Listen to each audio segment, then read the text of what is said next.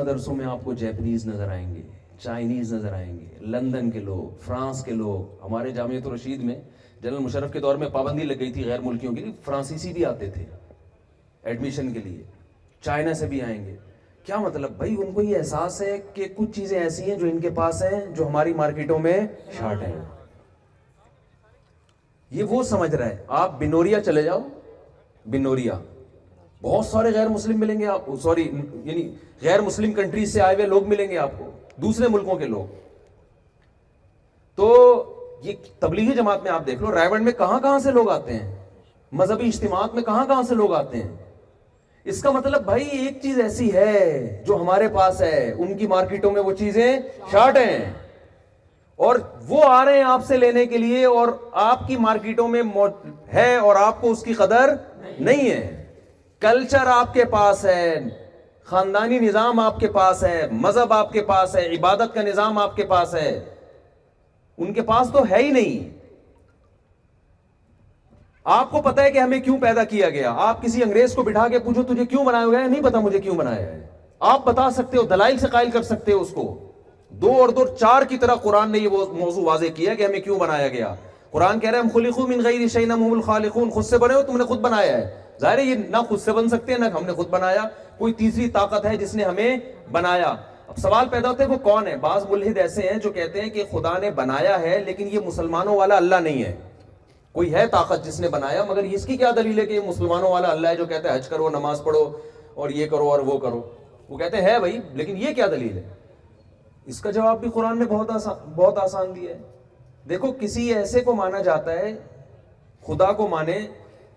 اللہ تو اپنا تعارف آدم علیہ السلام کے زمانے سے کراتا آ رہا ہے. موسیٰ علیہ السلام کو اس نے کلیم اللہ بنایا, یہودی اس بات کو مانتے ہیں. عیسیٰ علیہ السلام کو روح اللہ بنایا. آج عیسائیت دنیا میں سب سے بڑا مذہب ہے, وہ اس بات کو کہتے ہیں کہ عیسیٰ علیہ السلام کے ذریعے اللہ نے تعارف کروایا اپنا. مسلمان ہیں وہ کہتے ہیں اللہ نے اپنا انٹروڈکشن کروایا. وہ اللہ بتاتا ہے کہ میں آسمان و زمین, قرآن کے ذریعے بتایا نا, پیغمبروں کو بھیج کے بتایا. وہ اللہ بول رہا ہے, پیغمبروں کے ذریعے اپنا پیغام دنیا تک پہنچا رہا ہے. تو ایک خدا تو وہ ہے جو اپنا پیغام دنیا تک پہنچا رہا ہے ہزاروں پیغمبروں کے ذریعے, آسمان سے کتابیں نازل کر کے, وہ تو اللہ ہی ہے. اور ایک خدا وہ ہے جو ایسا چپ کر کے ٹیپ لگا کے بیٹھا ہے, کروڑوں سال گزر گئے, معاذ اللہ جھوٹا خدا اپنا انٹروڈکشن کروا رہا ہے اور سچا خدا چپ کر کے بیٹھا ہوا ہے. تو ہم کسی گونگے, بہرے, اندھے, کانے خدا کو مانیں یا اس خدا کو مانیں جو موسیٰ کو بھیج کے کلیم اللہ بناتا ہے, اور جس نے قوم عاد اور قوم ثمود کی تباہی کی واقعات سنائے, جس نے قوم لوط کی تباہی کے واقعات سنائے, ان کی نشانات کو بھی باقی چھوڑ دیا اس نے, جس نے فرعون کو دریا میں غرق کیا اور اس کی لاش کو آج تک محفوظ رکھا ہوا ہے, جو اپنا اللہ لا الہ الا هو الحی القیوم پوری آیت الکرسی میں اپنا تعارف کرواتا ہے. وہ اپنی عبادت کا طریقہ بتاتا ہے کہ فجر میں اتنی رکعتیں پڑھنی ہے, نماز کا ٹائم یہ ہے, ظہر میں ایسے, عصر میں ایسے, مغرب میں ایسے, عشاء میں ایسے. یوصیکم اللہ فی اولادکم, مر گئے تو تمہاری بیٹے کو اتنا حصہ, تمہاری بیٹی کو اتنا حصہ, بیوی کا اتنا حصہ, بیوی مر گئی خدا نخواستہ, بیوی مر گئی تو شوہر کا اتنا حصہ اور اس کی اولاد کا اتنا حصہ, اور اس کے یہ حقوق, پڑوسیوں کے یہ حقوق, ابا کے یہ حقوق, اماں کے یہ حقوق, حج کا یہ طریقہ, رمضان کا یہ طریقہ, روزہ ٹوٹتا کیسے, جو ایک ایک چیز میں ہمیں گائیڈ کر رہا ہے. وہ سمجھ میں آتا ہے کہ خدا ہو, اور آپ جس خدا کی بات, وہ مسلمانوں کے اللہ کے علاوہ کوئی اور ہے نہیں. اس کے علاوہ جتنے خدا ہے وہ نہ بتا رہے ہیں, نہ بول رہے ہیں, نہ گائیڈ کر رہے ہیں. اور جو ان کی مذہبی کتابیں اٹھا کے دیکھو تو گائیڈنس ایسی ہے کہ انسان کہتے ہیں اس سے اچھی گائیڈنس تو میں کر سکتا ہوں. تو ایک ایک چیز اسلام نے اتنی کلیئر کی ہے, اس کے بعد ہمیں کسی اور طرف جانے کی ضرورت نہیں ہے. تو پہلی بات, آپ نے اپنا نظریہ کیا کرنا ہے بھائی, اسلام پہ مضبوطی دکھانی ہے, اس میں احساس کمتری کا شکار نہیں ہونا. دوسرا کام, بس یہ آخری بات بیان کر کے میں اپنی بات ختم کر رہا ہوں. دیکھو, نظریاتی طور پہ خدا پہ ایمان لے آنا یہ کافی نہیں ہے. یہ تو بیٹھے بیٹھے آپ کے ہاں جی میں مانتا ہوں خدا پہ, بڑی بات ہے, یہ بھی مان گئے آپ. لیکن اللہ یہ چاہتا ہے کہ میرے صرف وجود کو تسلیم نہ کیا جائے بلکہ مجھ سے محبت بھی کی جائے. اس کی میں ایک مثال دیتا ہوں. آپ کی بیوی نہ آپ کو روٹی پکا کے دیتی ہے, نہ چائے بنا کے دیتی ہے, اماں کے گھر بیٹھی رہتی ہے, آپ ہر وقت جو ہے نا تپے رہتے ہو اس سے, یار شادی کر کے پھنس گیا, کسی کام کی نہیں ہے. ایک دن بیگم تیش میں آتی ہے, کہتی ہے میں آج آپ پر ایک بہت بڑا احسان کرنے والی ہوں. آپ بڑے خوش ہو گئے, بھائی دوسری شادی کی شاید اجازت دے دیں. وہ احسان اس نے یہ کیا, اس نے کہا کہ میں یہ مانتی ہوں کہ آپ میرے شوہر ہو. کیا خیال ہے؟ میں یہ مانتی ہوں کہ آپ میرے, اس کے لیے آپ کو نادرہ کا سرٹیفکیٹ دکھانے کی ضرورت نہیں. آپ کہو گے بھائی مان لیا تم نے, ٹھیک ہے, کچھ حرکتیں بھی تو ایسی کرنا جس سے پتہ چلے کہ میں کیا ہوں, تیرا میاں ہوں. جس کام کا تجھے کہتا ہوں انکار کر دیتی ہے. تو دیکھیں, ہم صرف جیسے میاں بیوی میں غیرت ہوگی تو وہ چاہیں گے ہم ایک دوسرے سے محبت کریں, محبت چاہتی ہے نا. باپ, جو اولاد باپ کو باپ کہتی ہے, تو باپ آپ کو اپنی اولاد جب مانے گا جب آپ اس باپ سے محبت بھی کریں گے. ماں یہ چاہتی ہے کہ میرے بچے مجھ سے محبت کریں, دوست یہ چاہتے ہیں کہ میرے دوست مجھ سے محبت کریں. یہ محبت ایک ایسی چیز ہے جس کی انسان کی نظر میں سب سے زیادہ ویلیو ہے, سب سے زیادہ ویلیو ہے.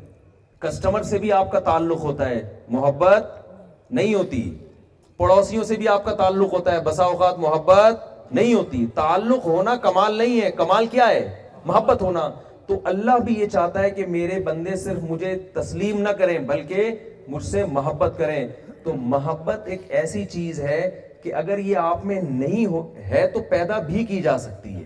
سمجھ میں آ رہی ہے بات کہ نہیں آ رہی؟ آپ کہہ سکتے ہیں یار ہمیں تو اللہ سے محبت ہونی چاہیے مگر نہیں ہے, تو کیا کریں؟ تو اللہ نے اس کے لیے سب سے اہم چیز جو بتائی ہے نا وہ نماز ہے. توحید کے بعد اسلام کا سب سے بڑا حکم کیا ہے؟ نماز.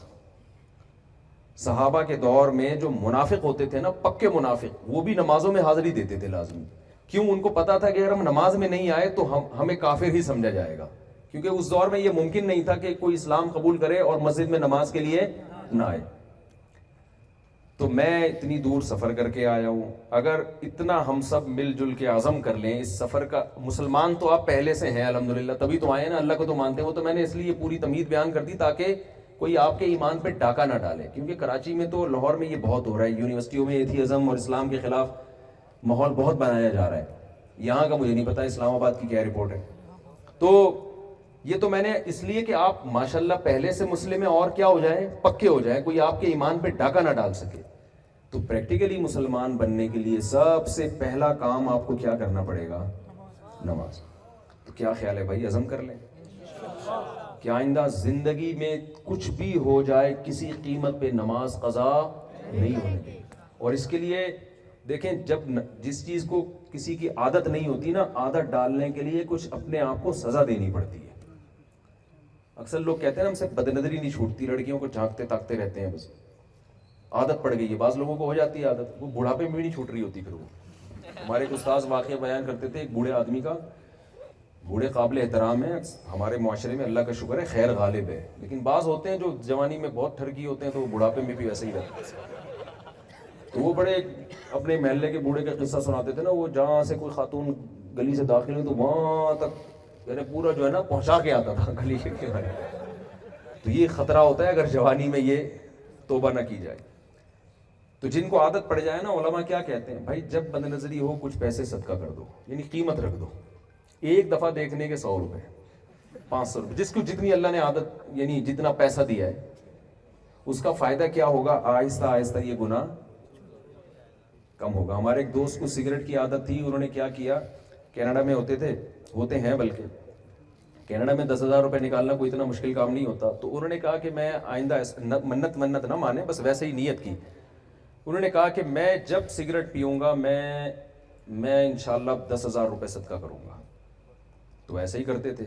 اس کا فائدہ کیا ہوا, اتنا زیادہ جرمانہ بھی نہ رکھ لیں کہ وہ آدمی کہ یار اتنا ہی نیک ہوتا تو سگریٹ نہ چھوڑ دوں میں, 1,00,000 روپے صدقہ کروں گا. تو اتنا زیادہ بھی سزا نہ ہو کہ وہ برداشت کرنا مشکل ہو جائے, اور اتنی ہلکی بھی نہ ہو کہ آدمی سارا دن میں ایڈوانس میں گلک میں پیسے ڈال کے بولے اب پیتے رہو سارا دن, اتنی بھی نہ ہو. وہ ہر آدمی کی حالت مختلف ہوتی ہے. تو وہ کہتے ہیں میں نے 10,000 روپے رکھے ہیں, اس کا نتیجہ یہ نکلا کہ میں اگر دن میں 20 دفعہ سگریٹ پیتا تھا تو 10 دفعہ پہ آ گیا ہوں میں. پھر 10 دفعہ کے بعد آہستہ آہستہ 5 دفعہ پہ آ گیا. پھر کہتے ہیں اب ہفتے میں 1 آدھ دفعہ ہی ہے. لیکن جب بالکل کم ہو جائے گی تو پھر وہ جرمانہ انہوں نے بڑھا دیا, اب عادت پڑ گئی نا. تو یہ بہت بہترین نسخہ ہے. آپ اپنے آپ کو نماز کا عادی بنانے کے لیے، عادت ڈالنے کے لیے اپنے اوپر جرمانہ رکھیں۔ حضرت حکیم اختر صاحب رحمہ اللہ بہت بڑے بزرگ تھے، وہ فرمایا کرتے تھے جس دن فجر نکل جائے اس دن کا ناشتہ گول، ناشتہ نہیں کرو۔ بلکہ وہ تو فرماتے تھے غیرت آنی چاہیے جس خدا نے، دیکھو غیر مسلم تو خدا ہے ہی نہیں نا اس کی ڈکشنری میں، ہم تو مانتے ہیں، تو جو مانتے ہیں تو صحیح طرح سے مانیں نا۔ اللہ نے 5 نمازوں کو فرض کیا ہے، اور نبی صلی اللہ علیہ وسلم کی صحیح حدیث سے پتہ چلتا ہے کہ اسلام میں توحید کے بعد نماز سے بڑا کوئی حکم نہیں ہے۔ اس پہ مضبوطی سے قائم رہنا ہے، کوشش کریں گے کہ نہیں کریں گے؟